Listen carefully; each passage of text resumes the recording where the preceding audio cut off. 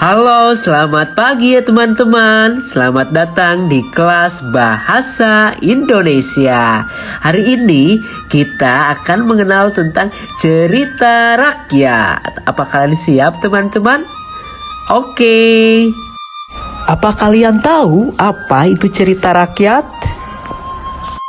Cerita rakyat adalah kisah atau cerita yang berasal dari masyarakat zaman dahulu dan berkembang secara luas dari mulut ke mulut hingga pada akhirnya dikenal secara luas. Cerita rakyat sendiri merupakan warisan budaya yang perlu dilestarikan hingga generasi selanjutnya, termasuk kita semua.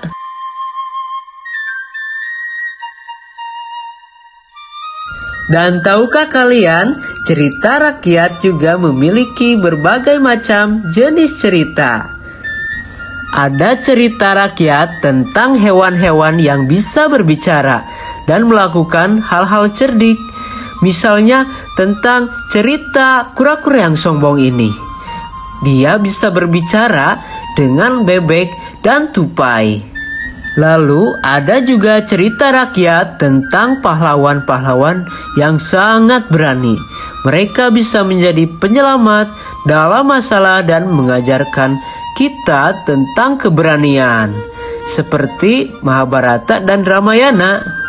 Dan ada cerita rakyat yang penuh dengan kisah cinta dan kebersamaan keluarga. Kisah-kisah ini menceritakan tentang kasih sayang antara saudara, orang tua, dan anak-anak.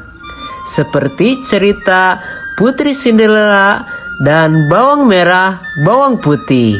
Dan terakhir ada cerita tentang alam dan makhluk-makhluk ajaib juga loh. Cerita ini menceritakan tentang keindahan alam dan makhluk-makhluk seperti bidadari atau raksasa.